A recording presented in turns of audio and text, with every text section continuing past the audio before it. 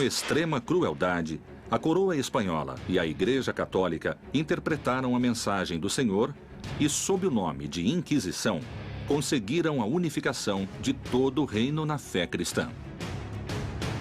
A única religião oficial permitida e autorizada era o cristianismo. Com fúria e muito sofrimento, os povos hereges foram expulsos de seus lares.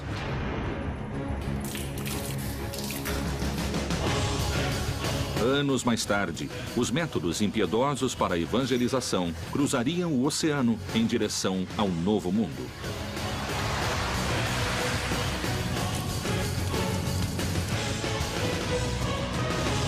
Um manuscrito secreto, lacrado pela fé e a serviço de um só Deus, continha uma ordem. Todos os bispos da América deverão se empenhar em combater e eliminar a maligna influência que pretende se instalar nessas terras.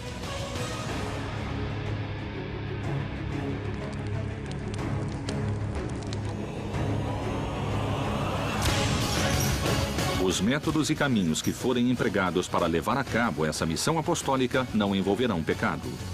A Inquisição acabou gerando uma pedagogia do medo.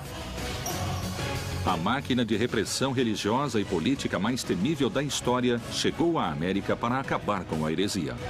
E como se agia? Com fogo, tortura ou queimá-los em público? Esses objetivos foram alcançados à força, com sangue e tortura? Colombo e o descobrimento da América foram a verdadeira origem da Inquisição no Novo Mundo?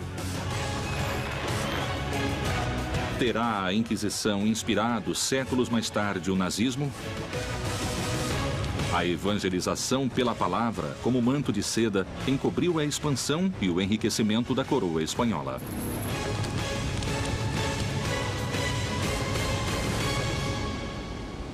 Inquisição na América Latina.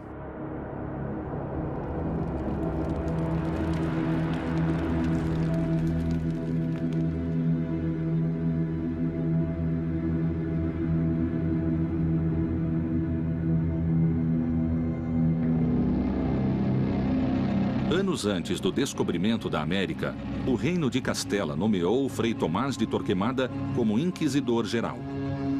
Ele foi, sem dúvida, o homem-chave da Inquisição espanhola.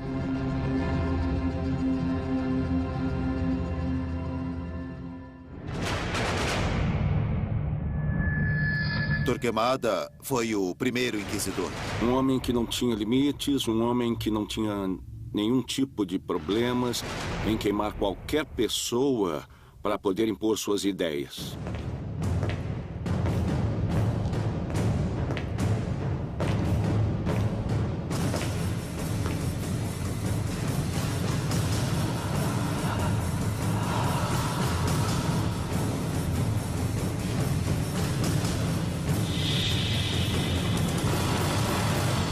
Torquemada, que era assessor dos reis, começou por dizer que nunca haveria unidade na Espanha, nem nos reinos, nem do povo. E por quê? Porque tinha de haver uma só religião.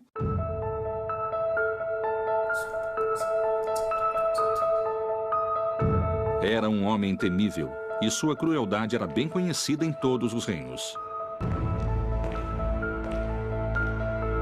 Era conhecido como o Martelo dos Hereges, porque em alguns livros ou folhetos da época ele estava assim denominado. E ele era implacável com aqueles que cometessem heresias.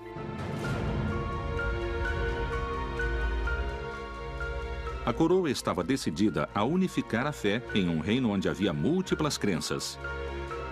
A tarefa não seria nada simples e seria necessário agir com determinação. A única religião oficial permitida e autorizada era o cristianismo. Agora, o que houve com os judeus?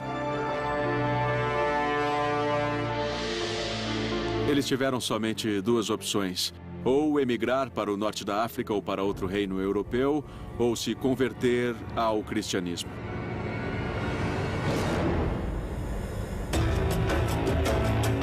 Por mais de 1000 anos, muçulmanos e judeus tinham sido fiéis às suas religiões. Mas, forçados pela Inquisição, se converteram ao cristianismo. No entanto, continuaram fiéis a seus costumes e rituais clandestinamente. Eram cripto-judeus ou judaizantes, quer dizer, às escondidas continuavam praticando sua religião. Quem não se convertesse ao cristianismo seria expulso, teria de sair do reino. Foi o que aconteceu.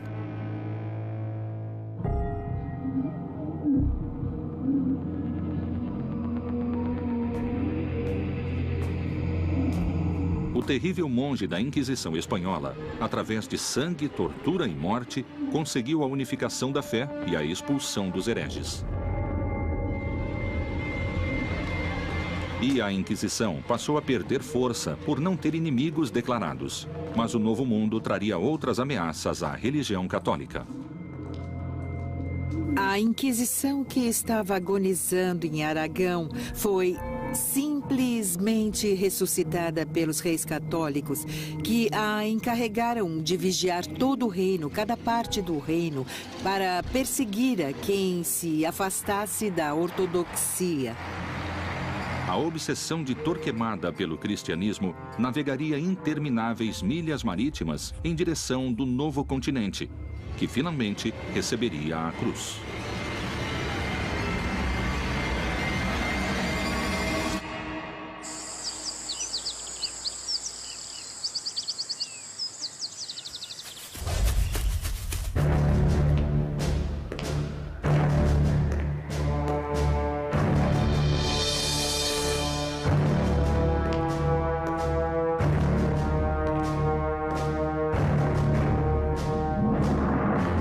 México, Lima e Cartagena de Índias foram as 3 cidades onde foram criados tribunais do Santo Ofício da Inquisição.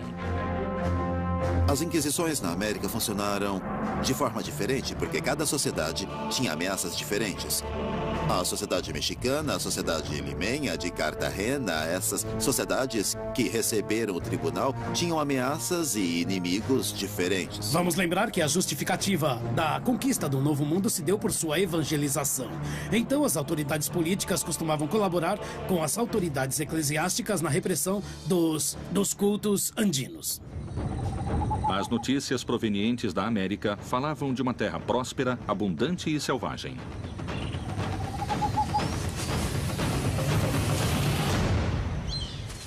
Eles ficaram surpresos pela quantidade de divindades que tinham ou de idolatrias, e isso os motivou a pensar que era necessário iniciar uma evangelização partindo concretamente do zero. Os reis católicos ouviam histórias de nativos vivendo fora dos costumes cristãos e com cultos pagãos. Os nativos penduram peças de ouro em suas orelhas e seu nariz, e o que levam no pescoço fica se agitando e tinindo. Com os talos de uma cana de dureza inquebrantável, fazem suas flechas, mas não usam peitorais de couro. Esse parágrafo é como uma primeira foto da América. Índios pagãos com flechas que a Espanha devia evangelizar.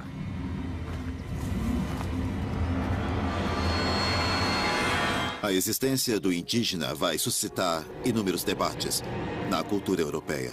Mas muito rapidamente, a ideia de protegê-los como menores de idade vai fazer com que a coroa europeia assuma a posição de evitar que cheguem à América, entende? Pessoas que possam contagiá-los, com ideias más ou atitudes más. Ao chegar aqui, se depararam com uma população totalmente diferente em raça, em costumes, em religião.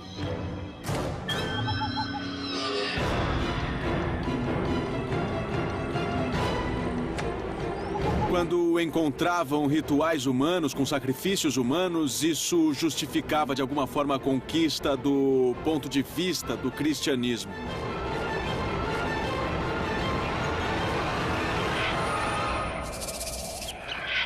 Os maias acreditavam em sacrifícios para agradar a seus deuses e evitar castigos.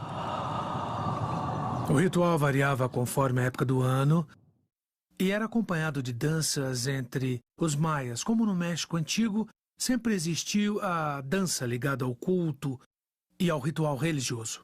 para que faziam seus rituais para ter alimento.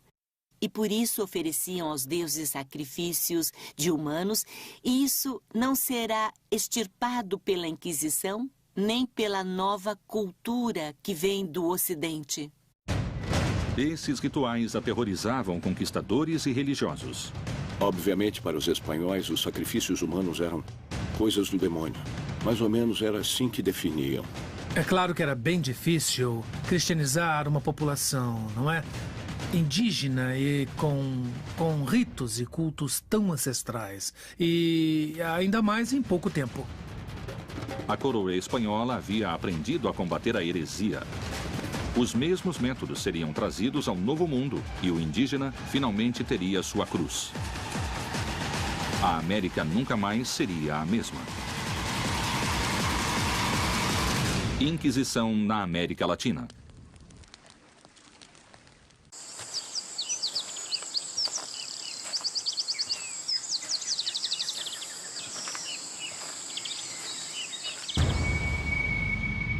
As notícias desse mundo pagão haviam chegado à Espanha e era necessário agir. Os religiosos deveriam inquirir a população indígena, investigar suas crenças e substituí-las. Foram 3 inquisições. A primeira era a monástica, a segunda a episcopal e a Inquisição do Santo Ofício, que começa em 1571 e termina em 1821 com a independência.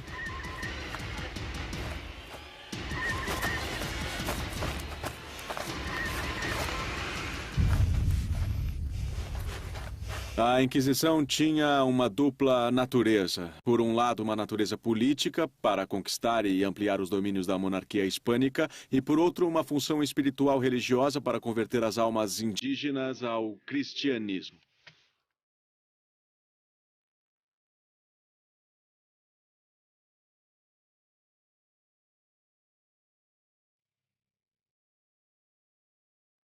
Começava a missão de purificar a alma do indígena, que, para a surpresa da Europa, habitava essas terras.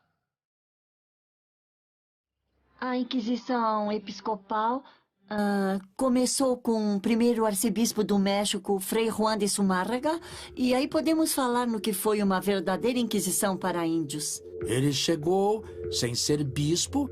Seria nomeado posteriormente o bispo da cidade e, como bispo, ele teve de zelar para que tudo fosse feito com muito cuidado.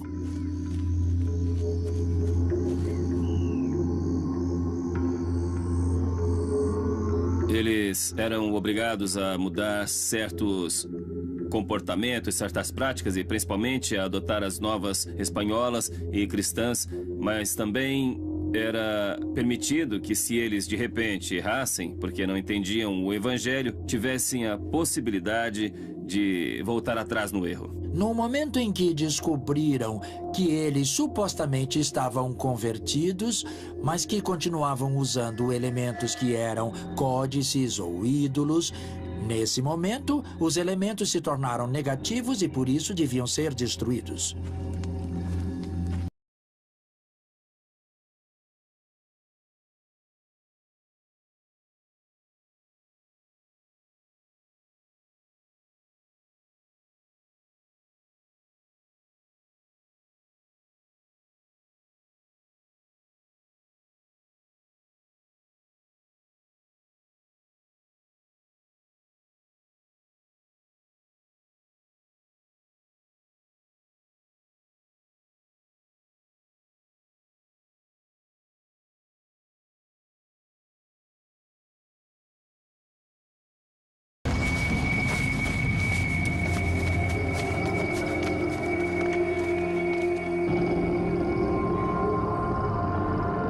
Sob o ponto de vista indígena, a conquista foi muito dramática, porque para os índios a conquista significou uma mudança radical em sua forma de vida, em sua forma de conceber o mundo, uma forma diferente de ver a realidade.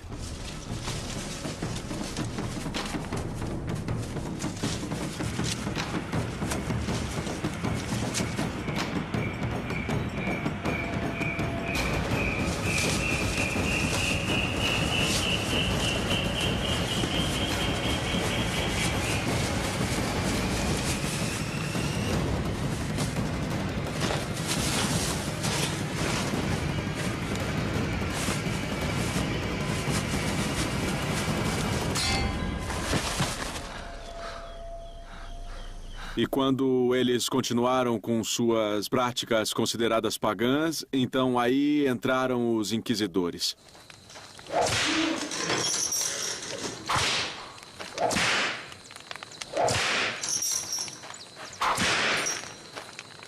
Devia-se destruir uma grande quantidade de coisas que naquele momento eram consideradas como inimigas da fé.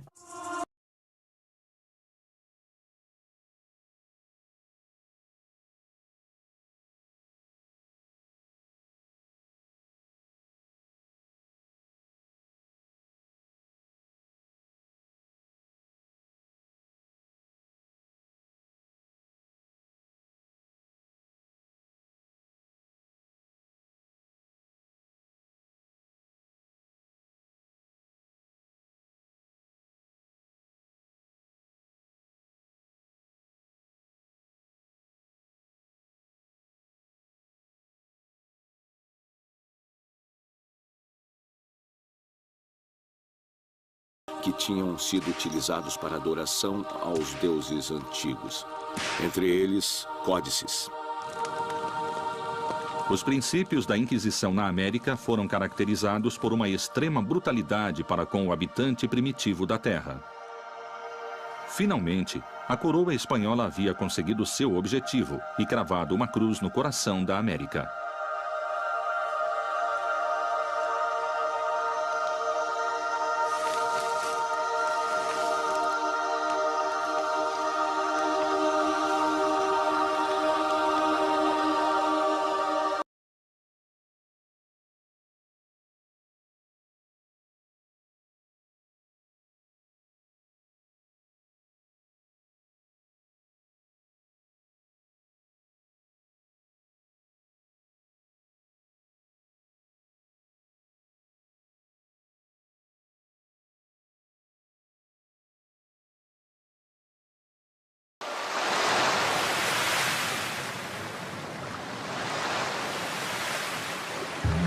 Cristóforo Colombo, mais conhecido como Cristóvão Colombo. Alguns historiadores suspeitam que Cristóvão Colombo teve muito a ver com a vinda de judeus à América, escapando da Inquisição espanhola.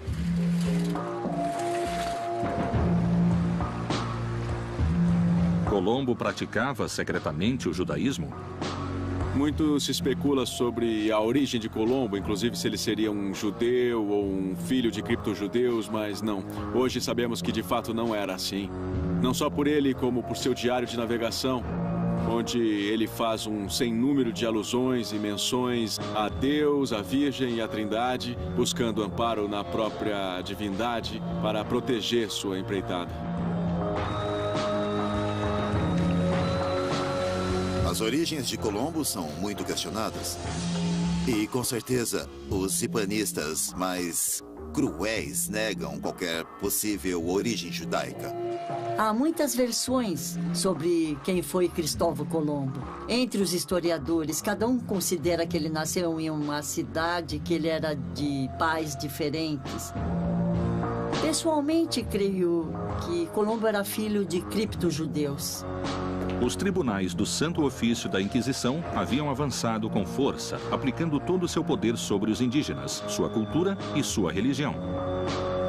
Mas um velho inimigo se instalava na América e ganhava forças: o judaísmo.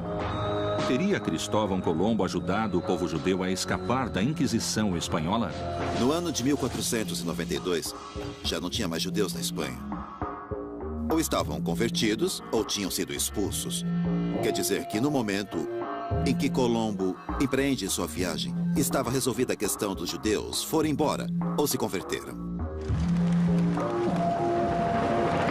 Em 3 de agosto de 1492, Cristóvão Colombo zarpou do porto de Palos. Toda a sua tripulação esperava já embarcada. O dia 10 de Ave caía no dia 2 de agosto, de acordo com o calendário judaico. Então, essa semana, como tradição, é de lamentações e não se pode empreender nada nem nenhuma viagem. Por isso, ele saiu dia 3 de agosto e não 31 de julho, que era a data estipulada para a expulsão dos judeus. quem ele levou, quantos levou também é uma longa história, porque nas 4 viagens que Colombo fez, sabemos que havia pelo menos 80 pessoas de origem judaica convertidas. Pensavam que, indo para a América, seriam menos perseguidos, porque a Inquisição não estava instalada. Aí, eles poderiam usufruir de maior liberdade. Estabeleceram-se em várias partes do território, clandestinamente, e de maneira oculta chegaram ao México e chegaram ao Peru. No fim, os convertidos ou judaizantes foram uma população que procurou refúgio na América.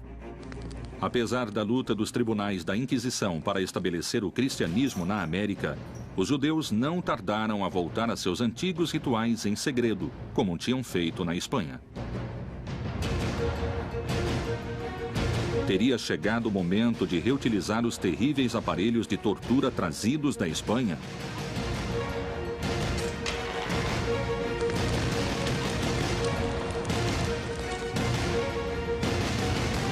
Inquisição na América Latina.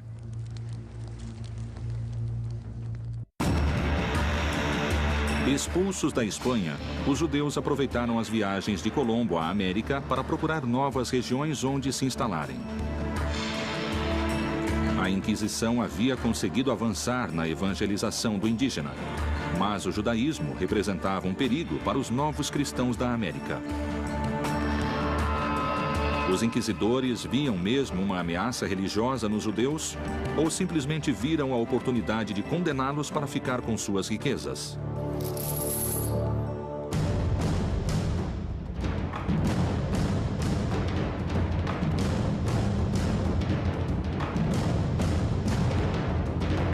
Em 1569 e 1570 foram fundados 2 tribunais de Inquisição na América, o do México e o de Lima. Para impedir a contaminação da nova e frágil fé dos índios. Para impedir que os índios, que ainda eram muito ignorantes e inocentes, pudessem ser contaminados por ideias e crenças heterodoxas. Neles foi depositada a confiança de preservar a população americana da influência nefasta, como se achava, da heresia judaica que havia tomado tanta importância no curso do século XVI.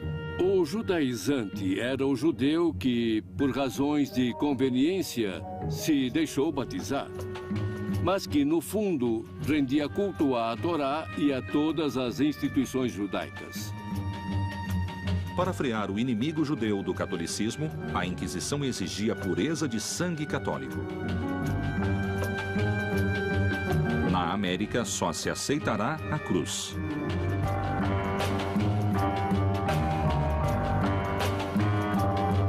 Para vir para a América, era necessário provar que havia pureza de sangue. No caso dos europeus que passassem para domínios espanhóis na América, era necessário ter autorização expressa. O certificado de limpeza de sangue era um documento que se pedia às pessoas para exercer certos cargos públicos ou mesmo para entrar nas melhores escolas ou universidades, onde a pessoa demonstrava que não tinha no sangue raízes judaicas nem muçulmanas. Então se faziam investigações genealógicas para provar que havia uma tradição de cristão puro. No entanto, muitos judeus tinham conseguido vir para a América e desenvolveram um grande poder econômico no Novo Mundo. O dinheiro dos hereges não tardaria a tentar a cobiça dos inquisidores. É certo que os funcionários espanhóis queriam muito vir como inquisidores a um desses tribunais, mas não ganhavam salário. Então, para manter a si e a sua família, deviam procurar trabalhar com quem tivesse patrimônio. E esses eram os judeus. Em 1590, por exemplo, temos o famosíssimo processo contra a família Carvajal. De origem judaica e vindo ao México como conquistador, Luís de Carvajal se tornou o poderoso governador de Monterrey. Ele e toda a sua família foram membros de uma seleta sociedade de prósperos comerciantes, mas apesar de sua posição social e riqueza, foram detidos sem maiores explicações.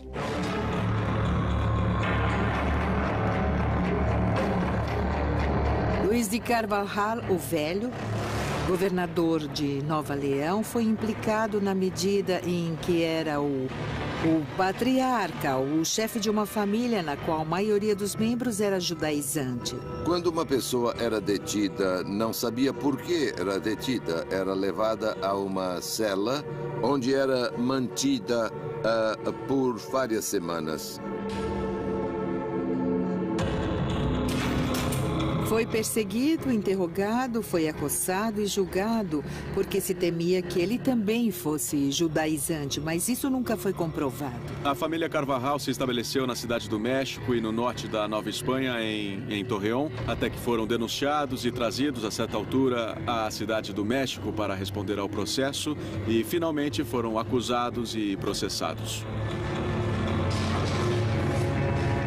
Luís de Carvajal, além de ser governador de Monterrey, foi um próspero comerciante. Os bens eram sistematicamente sequestrados pelo tribunal. Um dos maiores rendimentos que a Inquisição tinha era a partir do sequestro dos bens, quando se dava o início dos processos. Pois bem, quando uma pessoa era denunciada e a Inquisição tinha por bem começar um processo independente de a sentença considerar a pessoa culpada ou inocente, etc., procedia-se imediatamente ao sequestro dos bens da pessoa.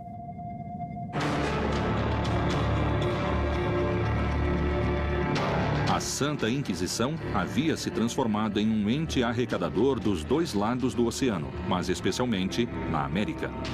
As imensas fortunas que sequestravam de seus prisioneiros reforçavam seu poderio econômico e, por outra parte, estavam começando a deturpar sua missão religiosa original. Teria ela se transformado em uma máquina implacável de cobiça e terror? Até onde era capaz de chegar? Um dos capítulos mais, digamos, truculentos das histórias da Inquisição é o relativo ao tormento. Quando o tribunal encontrava dúvidas nos testemunhos, a favor ou contra o processado ou nas declarações do próprio, ele era passado ou encaminhado ao tormento.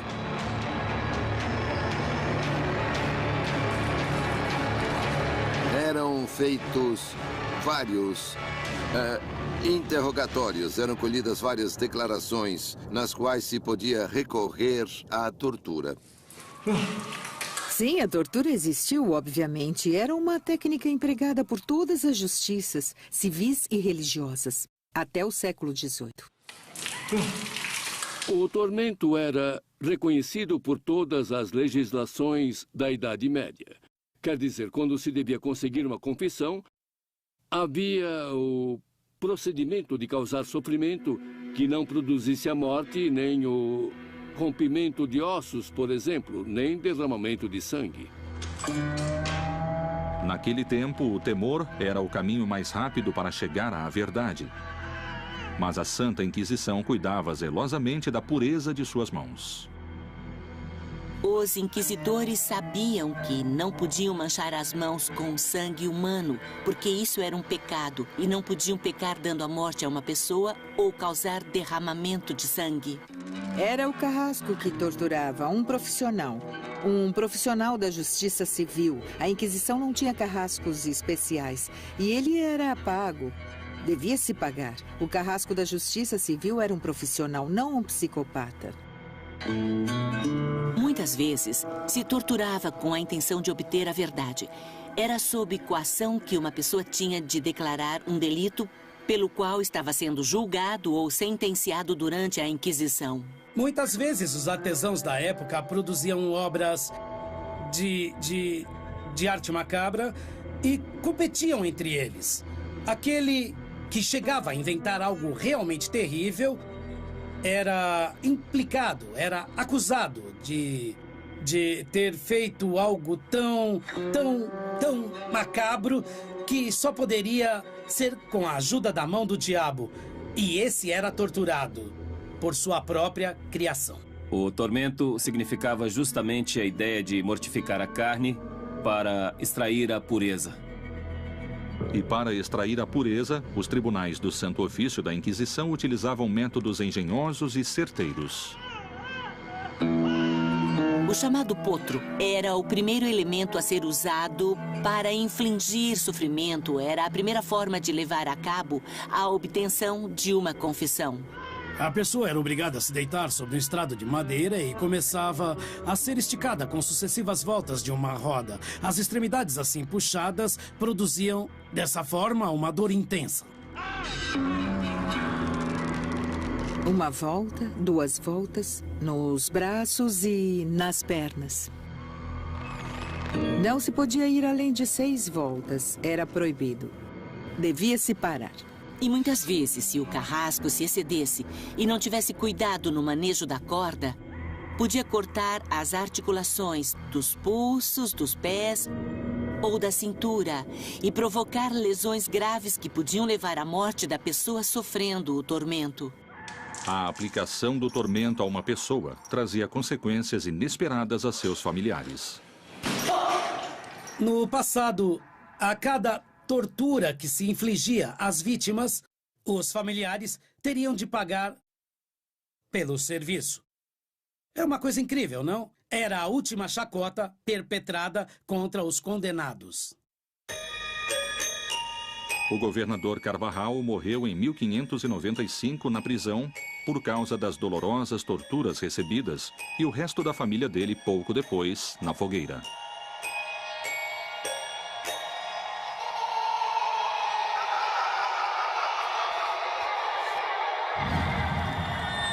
O Santo Ofício havia acabado com a família judaizante mais poderosa do México. Mas a luta só estava começando. Novas religiões vieram ter às costas da América e a Inquisição devia impedir não só seu desembarque, mas também os demônios dos povos originais. Que métodos a Inquisição usou para vencer essa resistência? Inquisição na América Latina.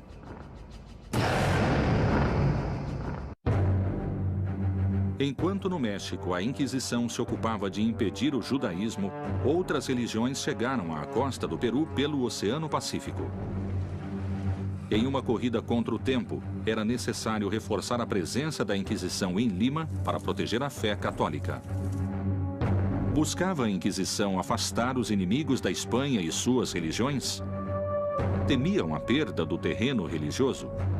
Ou talvez a perda do território conquistado? Perigava a cruz ou o ouro?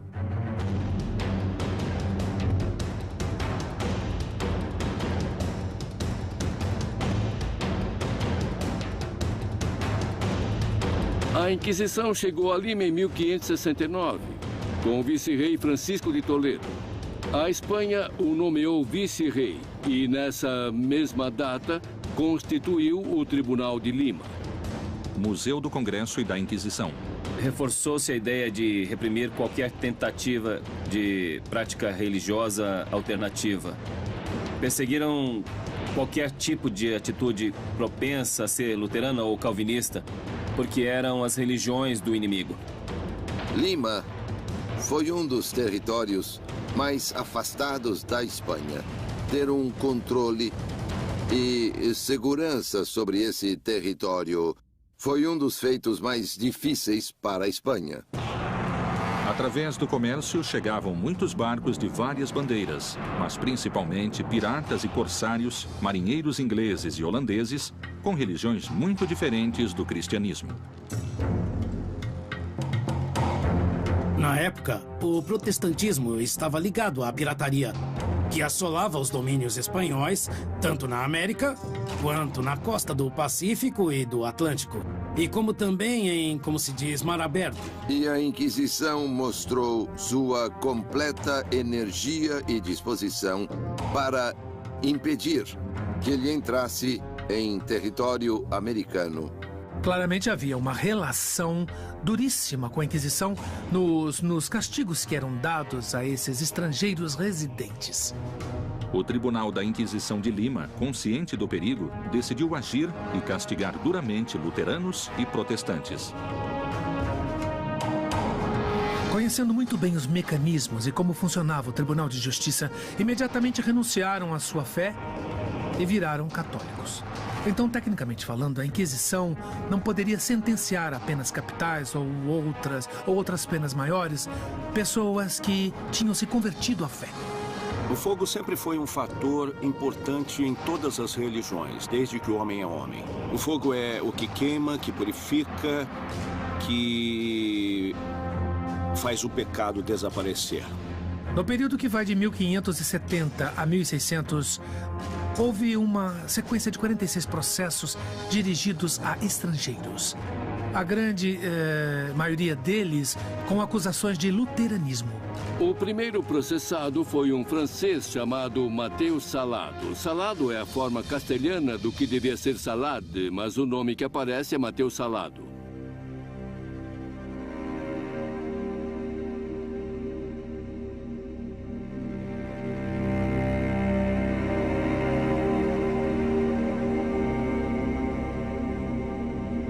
Assim que o tribunal foi instalado, procuraram um primeiro bode expiatório e localizaram essa pessoa que, na verdade, era muito mais louco do que herege. Na realidade, no uso da língua comum no Peru, salado significa azarado. E esse senhor teve sua parte.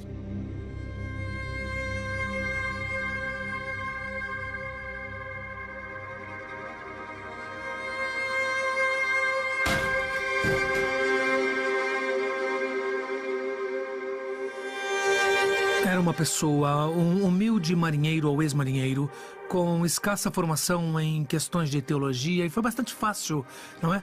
E poder culpá-lo de luteranismo. E efetivamente começaram a engendrar o suposto espírito de herege de Matheus Salado.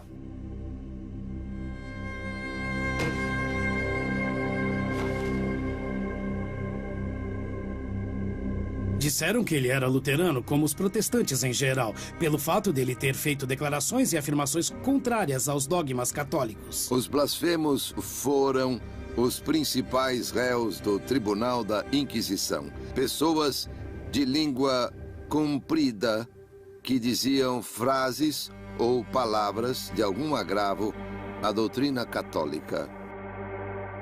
Mas esse senhor era um tanto extravagante porque vivia numa huaca. Nós peruanos chamamos de huaca os antigos oratórios de adobe, geralmente na costa. A huaca, que hoje em dia leva o nome dele, podia-se ver o mar e, eventualmente, podia ser um espião dos piratas franceses que assolavam a costa do Pacífico. A condenação de Matheus Salado tem muito de política. Política ou religiosa, a lenda de Matheus Salado foi a ferramenta necessária para atemorizar e represar a propagação de outras ideias perigosas para o reinado espanhol. De alguma maneira, se vê que o caso de Matheus Salado é um tema paradigmático para servir de exemplo à população sobre as pessoas que ousaram questionar a ordem estabelecida, a ordem do Estado e da Igreja nesse momento. Ele foi processado e convidado a se retratar, mas como de maneira nenhuma se retratou, foi enquadrado na acusação de perseverar na heresia e foi condenado à morte. Ele foi executado no primeiro auto de fé celebrado pela Inquisição de Lima em 1573. Os inquisidores acreditaram que queimando Matheus Salado purificariam a fé católica e que a ameaça protestante em Lima desapareceria.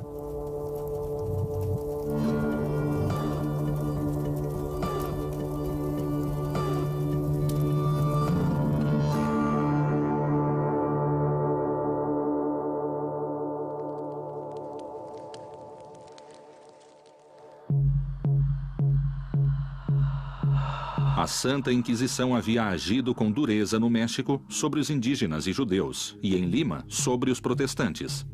Mas as ameaças tinham terminado? Ou a verdadeira luta estava começando? As extensões territoriais da América no vice-reinado eram muito grandes. Então, os tribunais de Lima e do México não bastavam e foi necessário criar um terceiro âmbito. Resolveram criar um local entre os outros dois que abarcaria principalmente toda a zona do Caribe. Para tanto, a sede da Inquisição de Cartagena teria jurisdição sobre o Panamá, Cuba, Venezuela e outros países próximos.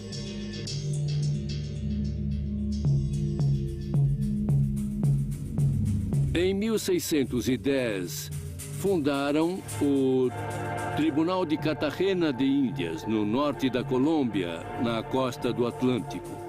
Cartagena vai se converter na porta de entrada da população escrava destinada às minas de Antioquia. Cartagena era o principal porto negreiro da América, e aí o Santo Ofício tinha uma tarefa difícil. Escravos africanos, piratas e comerciantes europeus traziam crenças e costumes muito perigosos para o catolicismo. Cartagena, a partir do final do século XVI, vai se converter no principal mercado escravagista no Caribe continental. Já a população africana, de diversas origens, vinha de áreas entre o Senegal e Angola e era muito numerosa. A chegada do africano a Cartagena trouxe novas crenças e costumes que a Inquisição tentaria perseguir. Os espanhóis começaram a se dar conta de que alguns grupos de escravos negros se reuniam e levavam a cabo certo tipo de atividades que se chamaram sabás, que para a religião católica e para os brancos espanhóis eram ritos de bruxaria.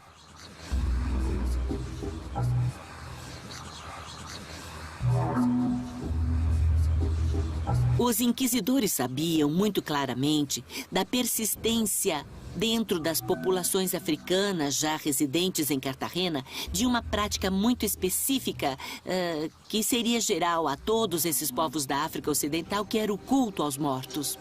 Mas muito depressa as influências africanas chegariam aos espanhóis residentes em Cartagena. As mulheres espanholas de Cartagena encontraram nas mulheres africanas serviços e rituais mágicos na arte do bem-querer. Então, a Inquisição aceitava esses novos conhecimentos ou os combateria com fogo e tortura? Paula de Aguiluz era uma mulher muito especial, muito singular. Ela foi comprada por Joan de Aguiluz. Joan de Aguiluz era uma figura muito interessante porque ele era o prefeito das minas de cobre na região de Santiago de Cuba, no oriente da ilha. Ela vai viver um processo particular de adoção de diferentes tradições mágicas e religiosas que vão fazer dela um personagem muito particular. Ela começou a realizar uma série de práticas de magia, a amorosa em particular, qualificadas como feitiçaria. Ela foi acusada de fazer feitiços e malefícios para que seu amo fosse condescendente e carinhoso para com ela, para lhe dar presentes e tratá-la bem. Mas o problema é que a esposa dele ficou enciumada com essas preferências e afetos dele pela escrava. E ela, com outros vizinhos, seriam os primeiros a acusá-la de práticas de bruxaria. Inclusive, os inquisidores acreditavam em seus poderes, acreditavam em sua capacidade de cura, acreditavam nos poderes que ela havia acumulado e em seus conhecimentos para curar. De alguma maneira, ela se tornou médica, podemos dizer, de cabeceira do bispo da Catedral de Cartagena. Sua popularidade e sua influência foram tais em Cartagena que os inquisidores a interrogaram sem detê-la, independente de suas respostas. Ela conseguiu deixar o Santo Ofício com medo. Os inquisidores perguntaram: você tem alguma ligação com o demônio para fazer essas coisas que faz? E ela disse: não conheço esse diabo que estão me falando, nunca tratei com ele. Mas se vocês têm tanto medo dele, e se esse personagem é inimigo de vocês, inquisidores, eu vou querer ser amiga dele porque me interessa muito ser amiga do inimigo de meus inimigos. A chegada dos tribunais de Inquisição na América e seu empenho religioso foi um marco divisório na fé de indígenas e espanhóis.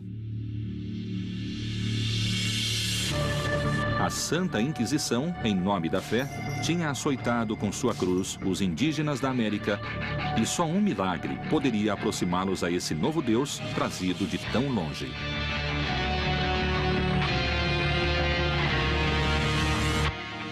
Inquisição na América Latina.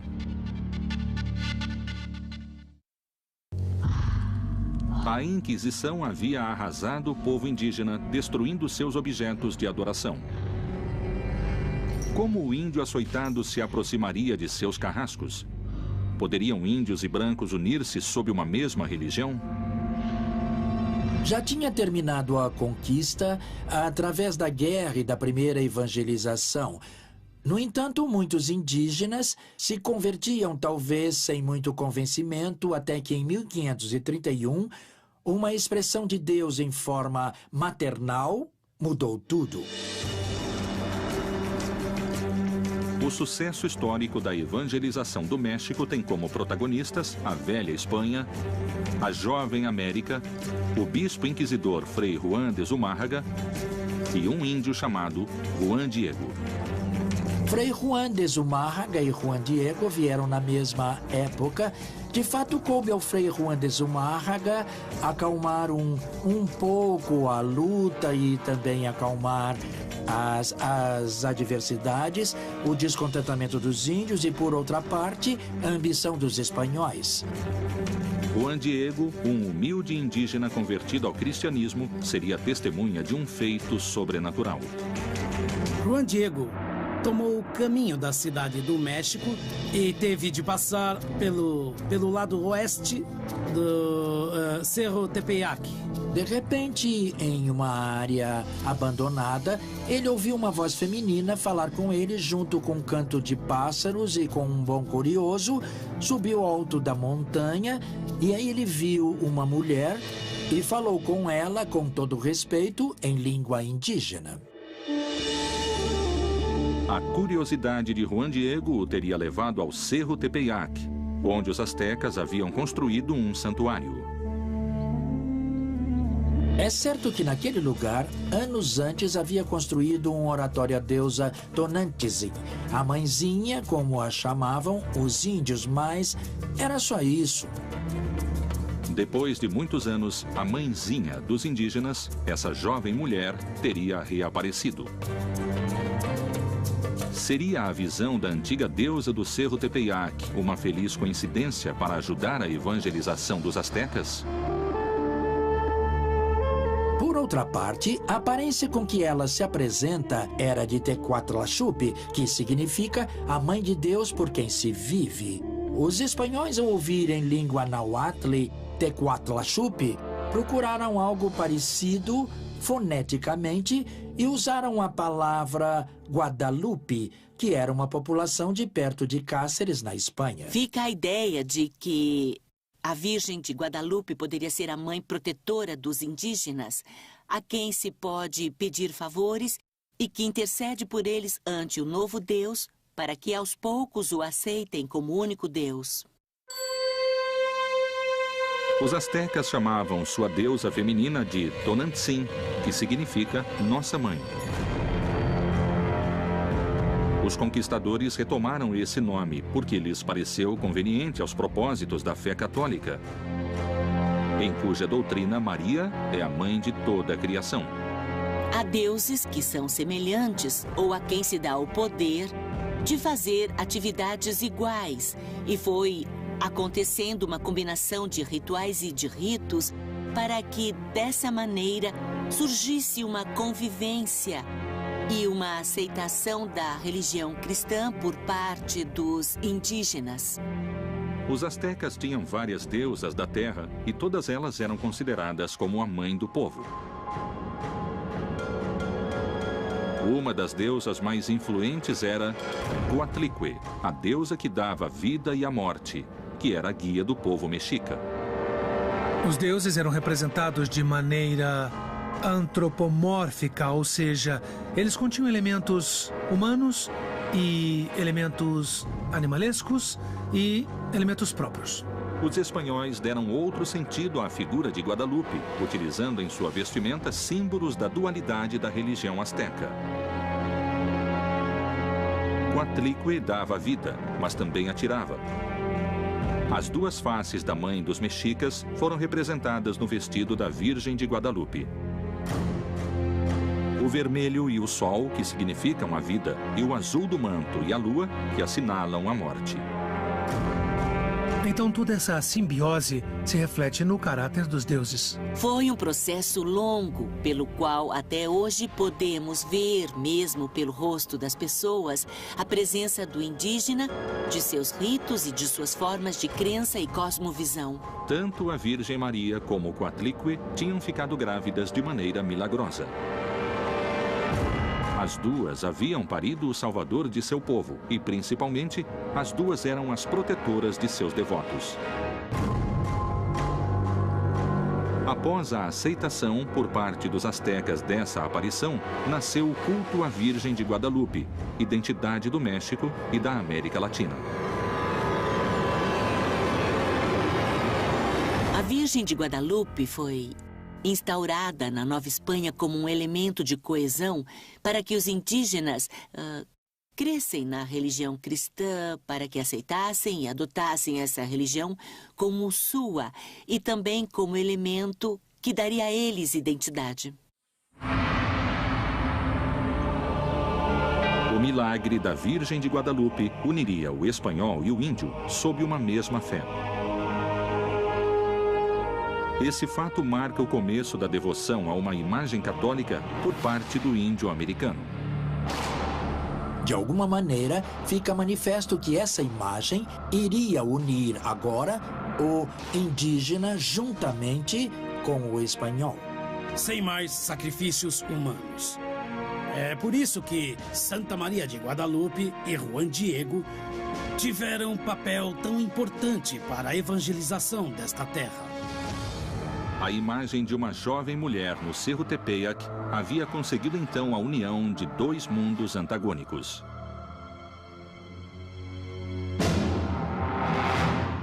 Foi a deusa Tonantzin para Juan Diego e seu povo, ou a Virgem de Guadalupe para Frei Juan de Zumárraga e os espanhóis? De qualquer forma, nasceu o sincretismo. A Inquisição havia cumprido seu objetivo religioso depois de ter torturado sem piedade os povos nativos. Em nome de Deus, a Inquisição se apoderou não só da fé, mas das riquezas de todo aquele que pisava o solo do Novo Mundo.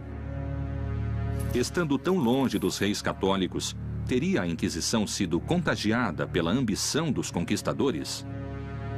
Os conquistadores acharam grandes riquezas no território latino-americano. Boa parte do que motivou a exploração interior do território foram os mitos como o de Eldorado e a busca de grandes riquezas que iam achando pela frente. A Inquisição não é tema de fácil explicação, porque foi uma instituição surgida em outro mundo, na Europa, há muitos séculos, com objetivos religiosos e de imposição de uma religião dominante e também com motivos políticos, interesses sociais, de expansão de territórios. Enfim, era uma instituição complexa. Qual era a verdadeira missão do Santo Ofício na América? Proteger e expandir a religião? Ou, em hábitos de monge, cuidar dos interesses econômicos? Se a crise na Espanha fazia a expansão da coroa perigar, era necessário orar por ele? Ou, ao contrário, confiscar bens que permitissem prolongar seu poder? Em muitos casos, a perseguição religiosa, no que correspondeu ao vice-reino do Peru, significou também um ato de colonização, um ato de expropriação de territórios. muitos desses territórios pré-hispânicos eram, principalmente os mais ricos, eram propriedade dos templos. Anos depois, na década de 1590, veio ao Peru um visitador chamado Ruiz del Prado, não é? Periodicamente havia visitas da Corte Suprema e Superior de Madrid a tribunais provinciais e houve uma visita a Lima e uma revisão dos processos. Chamavam-se visitas da idolatria e iam pelas regiões da Serra, que eram os Andes, procurando ou fazendo com que se delatassem os oratórios e objetos que eram matéria de culto. Graças à procura incansável de rituais e objetos pagãos, os espanhóis encontrariam o demônio vestido de ouro. A extirpação de idolatrias era uma instituição muito dependente dos bispos. E então, por conta disso, os bispos nomeavam sacerdotes como visitadores de idolatrias e iam recebendo as denúncias para posteriormente ditar sentenças. Quando os espanhóis chegaram e viram sacrifícios humanos, viram o uso que faziam do ouro e as coisas que faziam com o ouro e os rituais que os índios praticavam, eles começaram a achar que isso era uma coisa do demônio. Os inquisidores se espantaram com a utilização do ouro e da prata que os incas faziam para criar ídolos demoníacos. Como no México, alguns peritos sustentam que em Lima encontraram o próprio diabo nos ídolos religiosos. Particularmente a figura do jaguar é uma figura antropomorfizada, que tem elementos humanos e tem elementos animais. Então esses personagens, eles tinham grandes caninos e uma cara realmente bastante diabólica aos olhos dos espanhóis. Os incas tinham grande habilidade no trabalho do ouro e da prata e chegaram a um grau de perfeição admirado no mundo todo. Tinham domínio da metalurgia, eles tinham um domínio bastante especializado que obviamente cativou os espanhóis. Os ídolos religiosos feitos de ouro e prata dariam sua bênção à economia da coroa espanhola. Dentro de seu processo de cristianização, eles permitiam-se tomar ou recolher todos esses objetos e fundi-los e convertê-los em riqueza, ou o que era riqueza para os espanhóis. Isso foi depois objeto do primeiro saque que se deu em Cusco. Em Cusco se usou muito ouro e prata para máscaras cerimoniais ou para objetos do templo de Coricancha, que foi justamente o principal templo de Cusco. Os testemunhos espanhóis recolhidos nas crônicas, eles nos falam sobre o que era um templo finamente decorado em ouro, em prata, não? Nos falam de um disco feito em ouro. O sol, obviamente, cumpria o papel principal e a própria palavra Coricancha, que significa templo dourado, se ligaria a isso. Pelo que se diz desde então, esse templo teria tido suas paredes interiores recobertas por placas de ouro. É bem possível que fosse revestido de ouro, que houvesse peças e objetos litúrgicos de ouro. É bem possível. Não há uma precisão exata de como o templo era por causa do saque que começou a ser feito nos primeiros anos da conquista. Os tribunais do Santo Ofício da Inquisição haviam chegado a estas terras em uma missão religiosa e espiritual. Pôde o crescimento comercial de Cartagena ter desviado o novo Tribunal da Inquisição de sua luta contra a heresia? O peso do ouro conseguiu derrubar a filosofia de Torquemada? Teria sido a Inquisição finalmente derrotada? Inquisição na América Latina. Se no começo os tribunais do Santo Ofício da Inquisição quiseram proteger a pureza da fé, teria o crescimento comercial de Cartagena obrigado os inquisidores a reforçar sua luta contra a heresia? E os ricos comerciantes judeus conseguiram impor sua religião e desalojar a Inquisição? De fato, sabemos como funcionava uma sinagoga, podemos chamar assim, basicamente na casa de um comerciante português, onde a comunidade judaica convertida se reunia para fazer celebrações. Era tão grande o poder que esses comerciantes tinham que impediu muitas vezes que os inquisidores pudessem agir contra eles. O tribunal permitia a presença de judeus portugueses convertidos que tinham suas casas comerciais em Cartagena. Apesar de serem hereges e terem suas práticas contra a fé, ao mesmo tempo eram os comerciantes que traziam a mão de obra escrava para explorar o ouro, no caso específico do contexto colombiano. Dada a enorme riqueza obtida pela crescente indústria do ouro e pela mão de obra africana trazida pelos comerciantes judeus, teriam os judaizantes tentado subornar os inquisidores para comerciar livremente em Cartagena? Ao contrário, os inquisidores elaboraram estratégias de sedução, de aliança, de proximidade com os judaizantes para receber deles benefícios, favores e dinheiro dados a eles por baixo do pano para parar suas investigações, para passar informações que podiam preveni-los quando o tribunal ia agir contra eles. Nesse momento, os inquisidores de Cartagena foram muito prudentes em não julgar os grandes comerciantes negreiros, fossem eles judeus ou judaizantes, como eram chamados, fossem eles protestantes, porque eram eles que traziam mão de obra para a exploração do ouro. O comércio e as riquezas em Cartagena cresceram notavelmente com a ajuda dos inquisidores. Bem longe dali, na cidade de Lima, os judeus se tornaram rapidamente mais ricos e poderosos. E na mesma escala, cresciam as práticas judaizantes e a oposição a eles.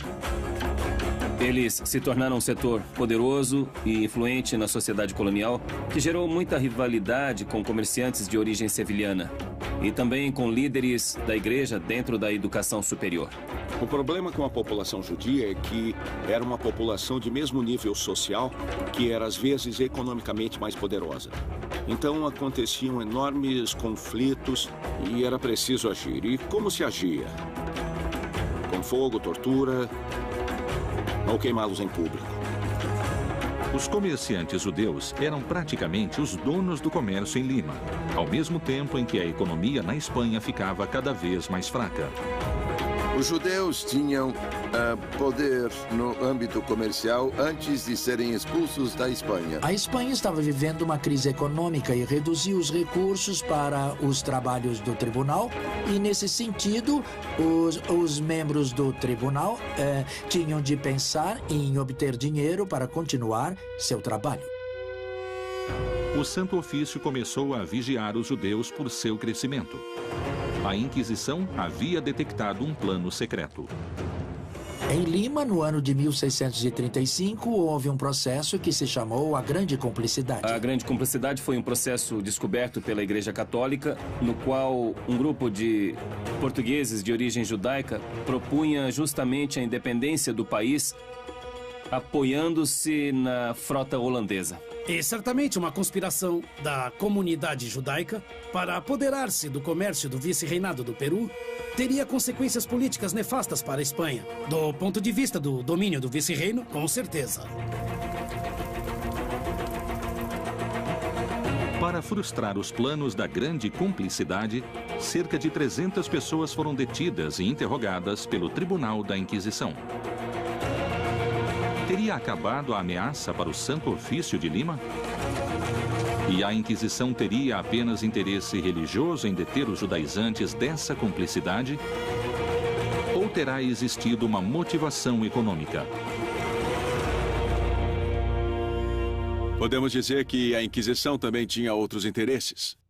E esses interesses, obviamente, eram monetários. Contra comerciantes judeus que tinham patrimônio, foram feitos todo tipo de confisco do capital, do dinheiro, das mercadorias que eles possuíam. Ou seja, foram retidas suas principais fontes de recursos. Mas chegou a haver tal quantidade de processados e detidos que tiveram de aumentar o número de celas da Inquisição.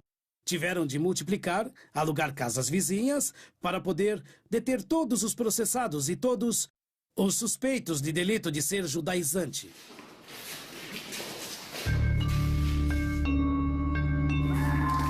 Ser estrangeiro ou ter uma profissão respeitável o transformava automaticamente em suspeito de ser judaizante. Dizer português no século XVI era quase dizer, era equivalente a dizer convertido. Dizer holandês e médico era quase dizer judeu, eram equivalentes. Foram presas várias pessoas, desde o reitor da Universidade de São Marcos até muitos médicos, professores, clérigos, muitos comerciantes, todos eles envolvidos na grande conspiração contra o Império Espanhol. Pouco a pouco, a Inquisição foi caindo em excessos, porque, entre outras coisas, requisitavam os bens dos réus e passavam às mãos do tribunal. Então era, às vezes, um negócio lucrativo. Em função da crise econômica na Espanha, a Inquisição teria se afastado de sua missão original para sobreviver. Há crônicas que notam que as ruas dos mercadores eram todas de judeus e, então, outros mercadores de Lima se sentiam bem ofuscados. Essa parece ser uma das razões mais fortes que obrigaram o tribunal a processar com dureza esse grupo de pessoas. Haviam pessoas que tinham bens em quantidade decente, digamos assim, e que a Inquisição processou. O Tribunal do Santo Ofício se transformou. De estabelecimento austero, converteu-se em entidade milionária. Porque naquela época não havia um sistema financeiro. E mesmo que fosse a instituição da igreja ou alguma outra corporação como era a Inquisição, podia se emprestar parte de seu capital a comerciantes, fazendeiros, etc. E isso acontecia com toda certeza. A igreja se aproveitou da situação para perseguir de maneira indiscriminada todo aquele que fosse português de origem convertida, ou também chamado cristão novo, para, por um lado, reprimir esse fim, mas também para expropriar os seus bens. E essas aquisições de bens vão ser tão grandes e vão ser tão bem administradas que vai perdurar o seu funcionamento por todo o tempo. Dali para frente, estamos falando de quase um século e meio depois do processo da Grande Cumplicidade. Os inquisidores, graças às propriedades dos judeus, chegaram a ser, segundo se diz, tão ricos quanto os reis. A Inquisição considerou os judeus como seus inimigos e séculos mais tarde o nazismo adotaria esses mesmos conceitos. Teria sido esta parte da história a semente do antissemitismo mundial? Teria a Santa Inquisição inspirado Hitler e o nazismo? Inquisição na América Latina. O Santo Ofício da Inquisição buscou se expandir em várias regiões da América e assim evitar que o judaísmo se instalasse. Terá sido esta parte da história o reflexo de um terrível e sangrento fanatismo religioso? Ou terá sido a semente do antissemitismo mundial? Séculos mais tarde, e com métodos muito similares, a Alemanha se expandia pela Europa. Teria a Santa Inquisição, com seus métodos, inspirado Hitler e o nazismo?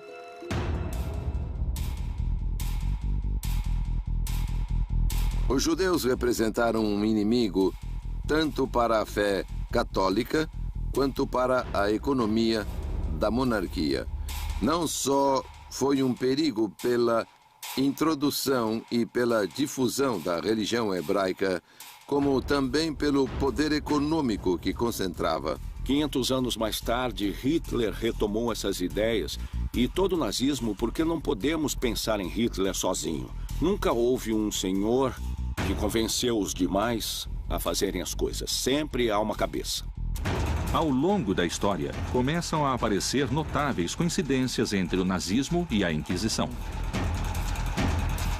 O nazismo perseguiu os judeus e outros dissidentes por sua raça. Ou seja, a Espanha queria um povo de sangue puro, castiço e cristão puro. E os nazistas também queriam uma Alemanha de sangue puro, sem mistura. Entre a Inquisição, o nazismo e todos os movimentos que reivindicaram a pureza de sangue, As diferenças não são grandes. O que os iguala, quer dizer, o que há em comum entre eles é o tema racial. A tese contra os judeus. Tanto a Inquisição quanto o nazismo trataram de neutralizar o perigo, isolando seus prisioneiros.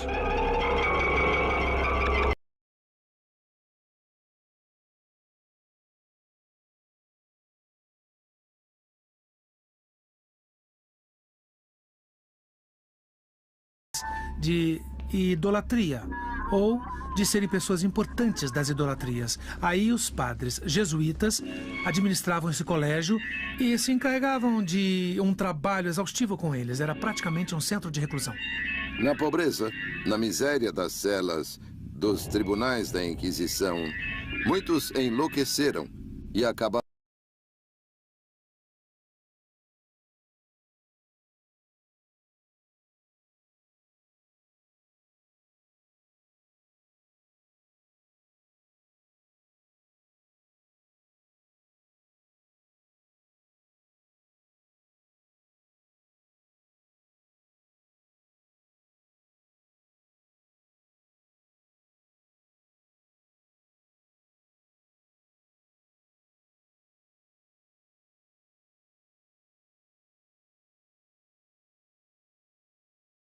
Jovens desocupados se uniram às tropas de assalto nazista, que tomavam as ruas, agrediam e denunciavam os oponentes do regime.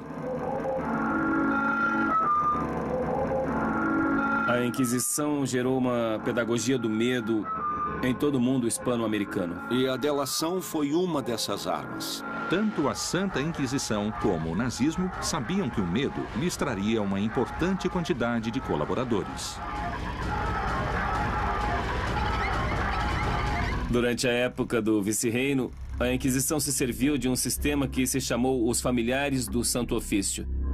Era um sistema muito organizado e muito formal, onde indivíduos de vários grupos sociais apoiavam a Inquisição e traziam declarações, testemunhos ou gravavam acusações. E não era só isso, mas também diziam que para salvar a sua alma, qualquer pessoa devia ir à Inquisição e delatar a si mesma. E mais, todos os inquisidores, todos os comissários, todos os familiares teriam uma recompensa espiritual. Colaborar com a Inquisição garantia recompensas tanto no céu quanto na terra. Se fossem familiares ou tivessem qualquer cargo na Inquisição, não iriam ao purgatório nem ao inferno, mas diretamente para o céu. O benefício dos familiares era que, quando alguém fosse processado, esses senhores se converteriam em donos de todos os bens dos processados. Esse familiar teria direito entre 5% e 25% dos bens daquela pessoa que era considerada culpada. Vamos imaginar a possibilidade de ficar com metade do que o outro tem simplesmente por ir anonimamente e contar a alguém uma coisa que supostamente viu por uma janela no escuro. Era um belo negócio.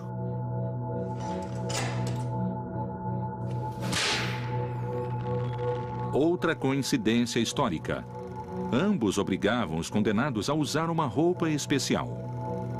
Para humilhar, obrigavam a usar uma túnica, uma espécie de capa com a cruz da Inquisição, e a levar uma vela verde na mão. Os nazistas vestiam os prisioneiros com roupa de listras, como vemos em tantas fotos ou imagens dos campos quando os abriram. Entre o nazismo e a Inquisição, a diferença é muito sutil. Há séculos de distância, com certeza, e formas de operar diferentes, mas é igual. As coincidências nos métodos, nos conceitos antissemitas e na expansão do poder fazem pensar que os nazistas poderiam ter sido influenciados pela Santa Inquisição para alcançar seus objetivos.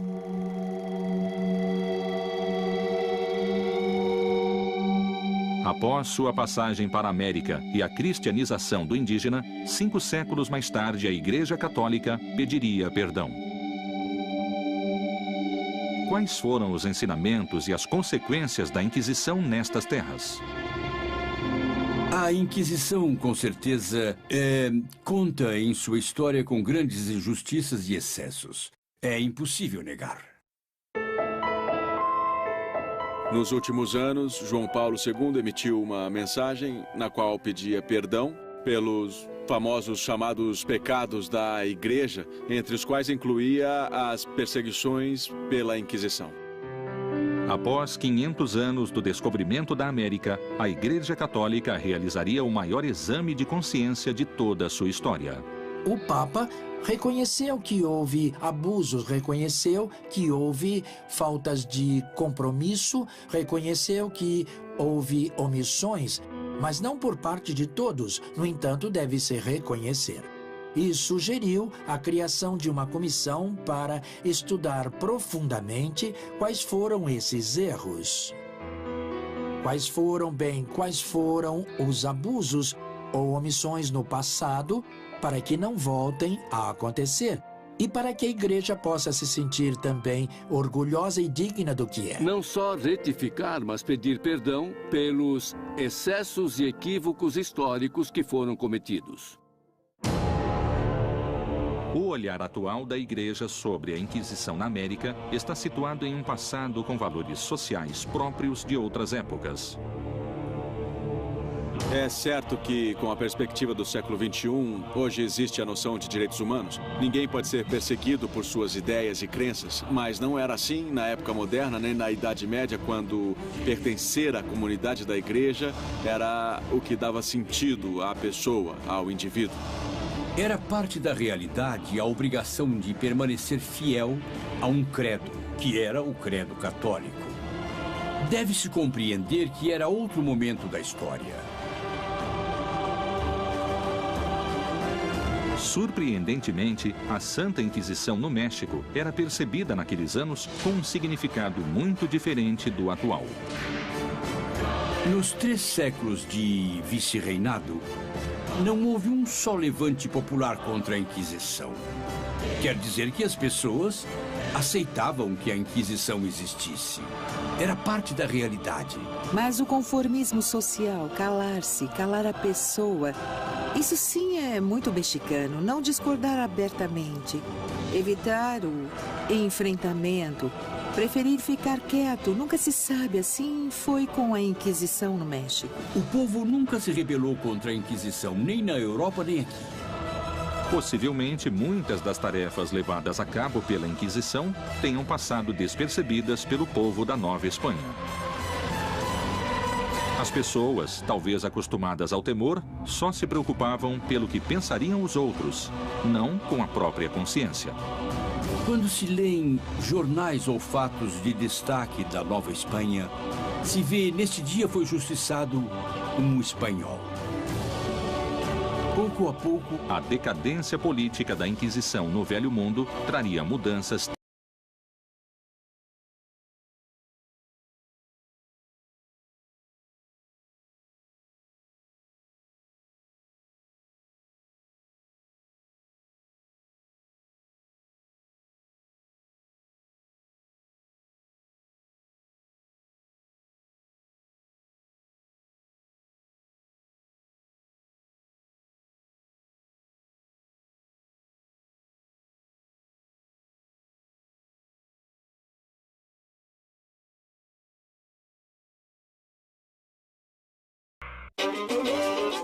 Depois de 300 anos, o poder da Inquisição e o domínio da Espanha estavam desgastados na América. Poderia se dar por cumprida sua missão nestas terras? Conseguiria a religião católica conviver com outros credos e deuses ancestrais? Todos se perguntavam até quando durariam os tribunais. De fato, a Inquisição decaiu no século XVIII, em presença, em força. E já no século XVIII, ela se dedica a perseguir publicações, a circulação de livros proibidos, palavras dissonantes. Um ou outro sacerdote que usava o confessionário para seduzir mulheres, esse tipo de situação. A Inquisição terminou na América como terminou na Espanha. A sociedade tinha evoluído. Curiosamente, no México, o final da Inquisição produziu, a princípio, uma desconcertante reação nas pessoas. Com a independência, a Inquisição no México desapareceu.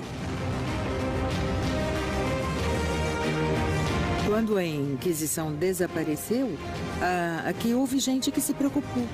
E agora? O que vai acontecer? E se houver hereges? Quem vai se encarregar de persegui-los? Claro, isso era uma minoria. Gente que queria que o tribunal permanecesse apesar dos tempos. A imensa maioria nem sabia de nada, como sempre. Mas uma pequena minoria se inquietou e houve algumas vozes que pediram a instauração de uma Inquisição mexicana. Em contraposição ao México, cuja sociedade era altamente dependente da moral da Inquisição, no Peru, a notícia foi sinônimo de liberação. Posso assinalar que um dos grandes escândalos cometidos pela população foi o roubo de uma grande quantidade de documentos, sabe? Entre eles, os processos judiciais ou os autos de fé. Além disso, os arquivos continham fofocas. Você podia ver que um de seus vizinhos foi processado por bigamia ou por bruxaria. Então, a preocupação em Lima foi sumir com o processo. No ano de 1813, houve um levante popular, um movimento popular, e uma turba se lançou sobre o edifício da Inquisição e queimou os móveis e os papéis. Isso aconteceu. Anos antes, em Cartagena, a queda do Santo Ofício tinha coincidido com a independência da Espanha e se viveu o mesmo sentimento de liberação. Com o grito de independência em Cartagena, a Inquisição cessou suas atividades. Já não fazia sentido. Em 11 de novembro de 1811, houve grandes festejos na cidade de Cartagena, mas não só motivados pela eliminação da Inquisição, mas principalmente pela conquista da independência. Poucos dias depois, a população exaltada arrancou da Assembleia o potro, o mecanismo que torturava as pessoas. Esse mecanismo de tortura representava a mais intensa repulsa na população e, no centro da praça, o queimaram. O povo se dirigiu ao átrio da catedral, onde se achavam todas as tabuletas que continham os nomes dos réus condenados ao longo de 200 anos e as destruíram por completo. Os tribunais do Santo Ofício estavam esvaziados para sempre e seus elementos de tortura foram destruídos. Paradoxalmente, a Inquisição desaparecia, mas tinha alcançado seu objetivo de cristianizar a América. A Inquisição foi talvez a única instituição do vice-reino que cumpriu seus objetivos, que era manter a pureza cristã na América. A aceitação da fé católica foi global em toda a América Hispânica, isso podemos afirmar. O catolicismo se expandia na América. Mas teria a cruz conseguido afastar em definitivo os ídolos pré-colombianos ou eles sobreviveram ao fogo? A América é o território de uma experiência única e singular, que é a formação de uma religiosidade sincrética, mestiça. O habitante primitivo destas terras havia suportado na carne, em nome da cruz, muita crueldade e a destruição de sua cultura. Apesar disso, jamais renunciou a seus deuses e crenças. A resistência dos povos indígenas na América é uma das realizações mais extraordinárias que já se viu na luta para manter sua memória e sua identidade no mundo. A presença da religiosidade andina acabou se fundindo com os cultos católicos e temos atualmente na América uma religião sincrética mais do que uma religião católica. As várias religiões, a católica, também elementos hebraicos, judeus, mas também as religiões africanas e as religiões pré-hispânicas tradicionais se fundiram de modo excepcional no âmbito popular.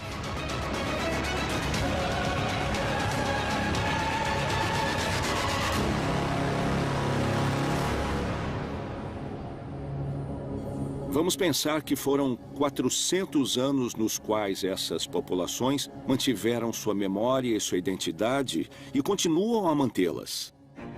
Na atualidade, os cultos pré-colombianos continuam surpreendentemente intactos e fiéis a seus costumes. Mas a história desnudaria as origens do homem mais cruel e sanguinário da Inquisição e sua filosofia antissemita.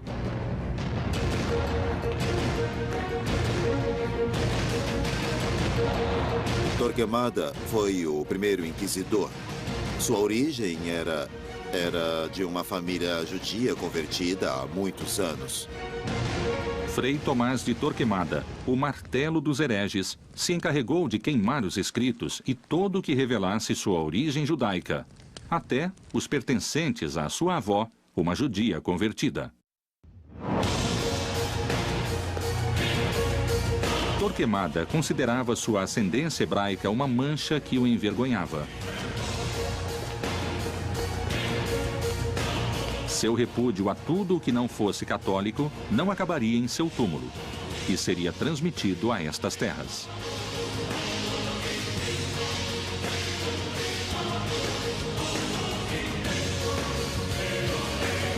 O temor que esse legado despertava levou os inquisidores da América a serem implacáveis.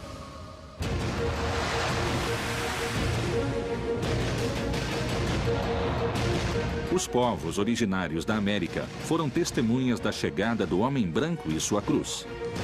Uma única religião seria permitida no Novo Mundo.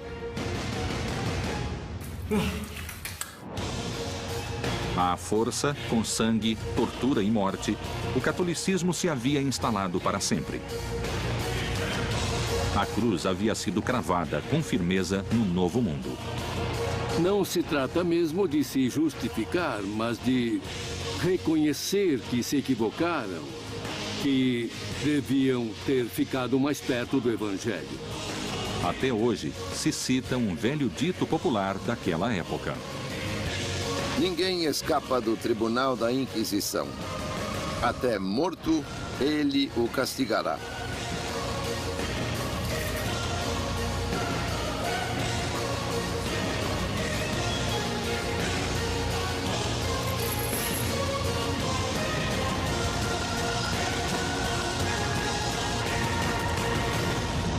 Inquisição na América Latina.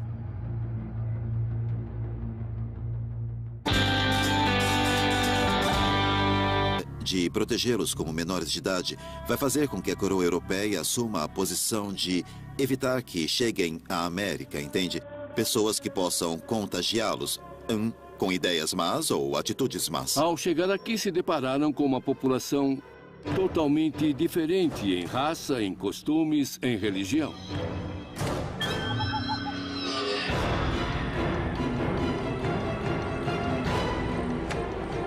Quando encontravam rituais humanos com sacrifícios humanos, isso justificava de alguma forma a conquista do ponto de vista do cristianismo.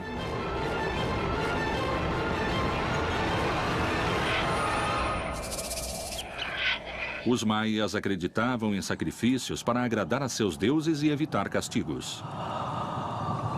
O ritual variava conforme a época do ano e era acompanhado de danças entre os maias. Como no México Antigo, sempre existiu a dança ligada ao culto e ao ritual religioso. Para que faziam seus rituais? Para ter alimento. E por isso ofereciam aos deuses sacrifícios de humanos, e isso não será extirpado pela Inquisição, nem pela nova cultura que vem do Ocidente. Esses rituais aterrorizavam conquistadores e religiosos. Obviamente, para os espanhóis, os sacrifícios humanos eram coisas do demônio. Mais ou menos era assim que definiam. É claro que era bem difícil cristianizar uma população, não é? Indígena e com ritos e cultos tão ancestrais. E ainda mais em pouco tempo. A coroa espanhola havia aprendido a combater a heresia. Os mesmos métodos seriam trazidos ao Novo Mundo e o indígena finalmente teria sua cruz. A América nunca mais seria a mesma. Inquisição na América Latina.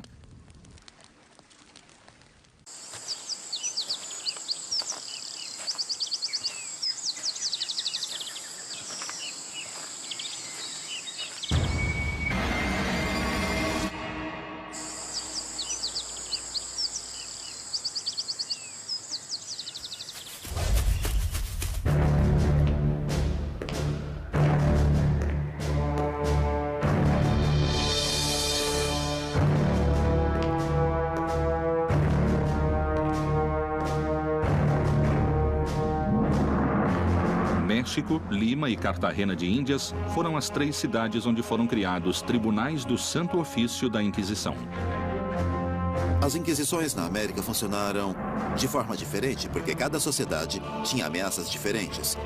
A sociedade mexicana, a sociedade limenha, de Cartagena, essas sociedades que receberam o tribunal tinham ameaças e inimigos diferentes. Vamos lembrar que a justificativa da conquista do Novo Mundo se deu por sua evangelização. Então, as autoridades políticas costumavam colaborar com as autoridades eclesiásticas na repressão dos cultos andinos. As notícias provenientes da América falavam de uma terra próspera, abundante e selvagem.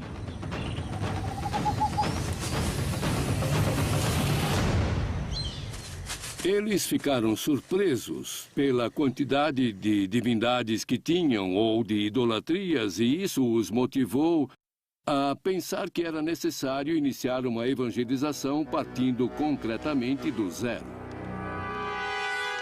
Os reis católicos ouviam histórias de nativos vivendo fora dos costumes cristãos e com cultos pagãos.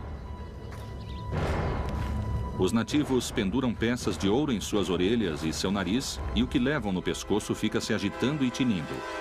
Com os talos de uma cana de dureza inquebrantável, fazem suas flechas, mas não usam peitorais de couro. Esse parágrafo é como uma primeira foto da América. Índios pagãos com flechas que a Espanha devia evangelizar.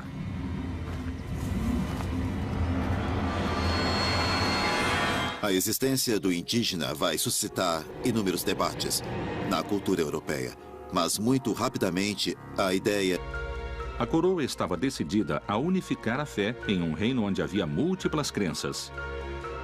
A tarefa não seria nada simples e seria necessário agir com determinação. A única religião oficial, permitida e autorizada era o cristianismo. Agora, o que houve com os judeus? Eles tiveram somente 2 opções: ou emigrar para o norte da África ou para outro reino europeu, ou se converter ao cristianismo.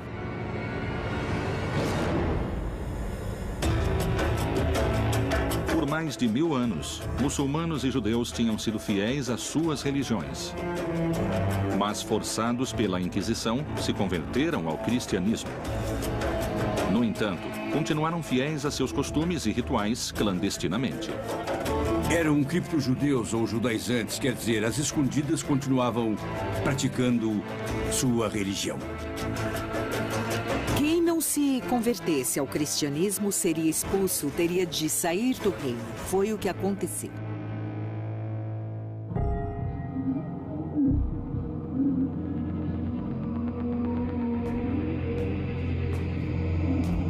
O terrível monge da Inquisição espanhola, através de sangue, tortura e morte, conseguiu a unificação da fé e a expulsão dos hereges. E a Inquisição passou a perder força por não ter inimigos declarados. Mas o Novo Mundo traria outras ameaças à religião católica.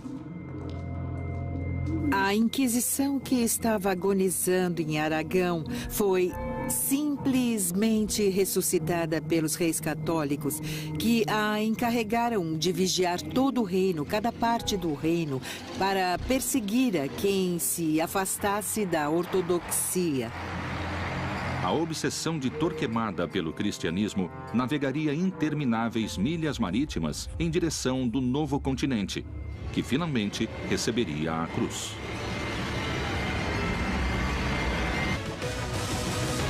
A evangelização pela palavra, como manto de seda, encobriu a expansão e o enriquecimento da coroa espanhola.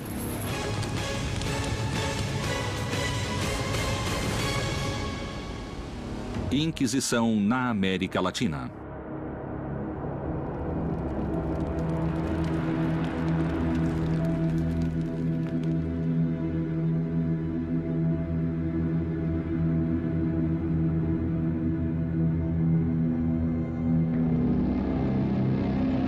Anos antes do descobrimento da América, o Reino de Castela nomeou Frei Tomás de Torquemada como inquisidor geral.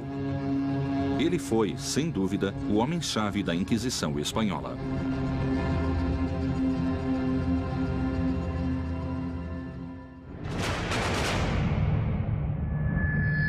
Torquemada foi o primeiro inquisidor. Um homem que não tinha limites, um homem que não tinha nenhum tipo de problemas em queimar qualquer pessoa para poder impor suas ideias.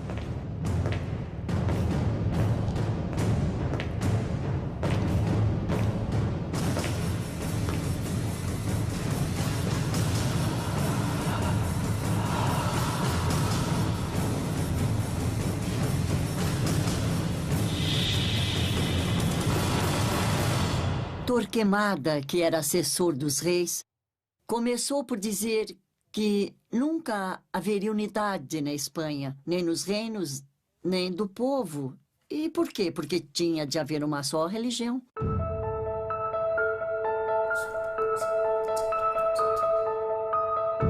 Era um homem temível e sua crueldade era bem conhecida em todos os reinos. Era conhecido como o Martelo dos Hereges, porque em alguns livros ou folhetos da época ele estava assim denominado. E ele era implacável com aqueles que cometessem heresias.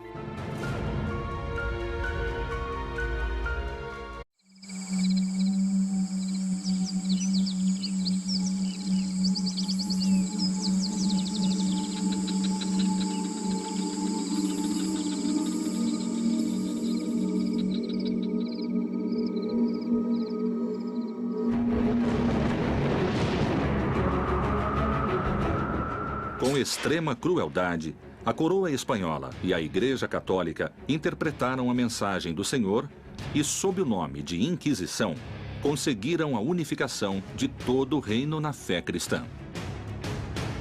A única religião oficial permitida e autorizada era o cristianismo. Com fúria e muito sofrimento, os povos hereges foram expulsos de seus lares.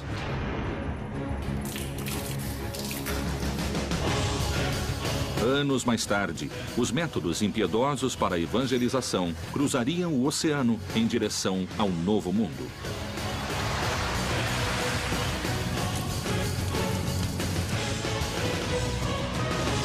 Um manuscrito secreto, lacrado pela fé e a serviço de um só Deus, continha uma ordem. Todos os bispos da América deverão se empenhar em combater e eliminar a maligna influência que pretende se instalar nessas terras.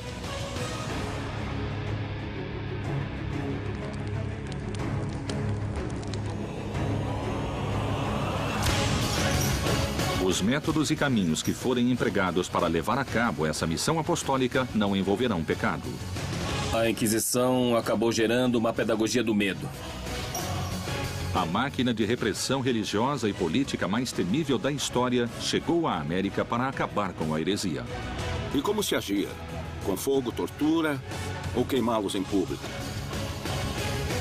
Esses objetivos foram alcançados à força, com sangue e tortura?